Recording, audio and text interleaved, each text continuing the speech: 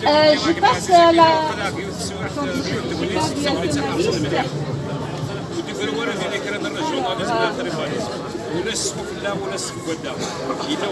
Alors, je passe la parole à Karim Ouachak, qui est les démocrates républicains. Oui.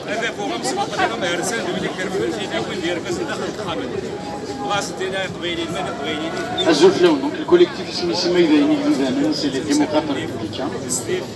Pourquoi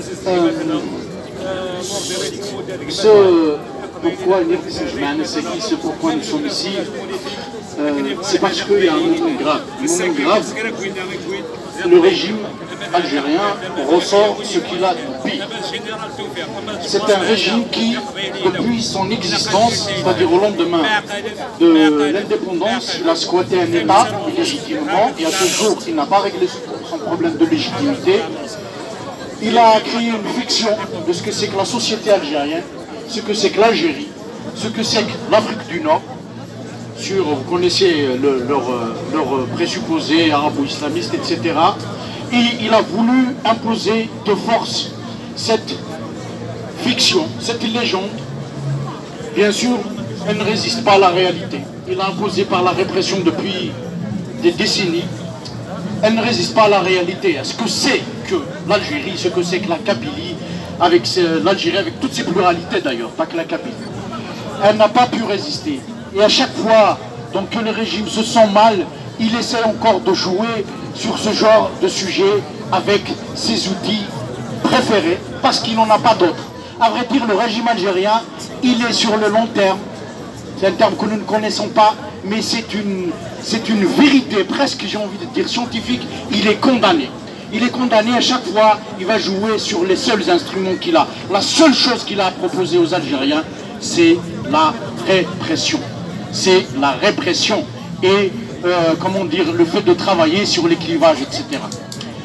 Voilà pourquoi, aujourd'hui, on en arrive à cet état de fait où des militants, des politiques, qui depuis très longtemps sont inscrits dans une tradition politique pacifique, démocratique et acquise au principe des droits humains, se retrouvent aujourd'hui dans les geôles du régime. Mais le pas qui est franchi aujourd'hui, il est dangereux. C'est pour ça qu'il nous appelle, ainsi que nous sommes, à une prise de conscience. Que nous devons maintenant savoir construire les solidarités. Malgré nos pluralités, malgré tout ce sur quoi nous pouvons diverger, nous devons savoir construire ces solidarités. Parce que je vous dis, nous ne pouvons pas compter sur ce régime. Nous ne pourrons jamais compter sur une quelconque attitude de sa part.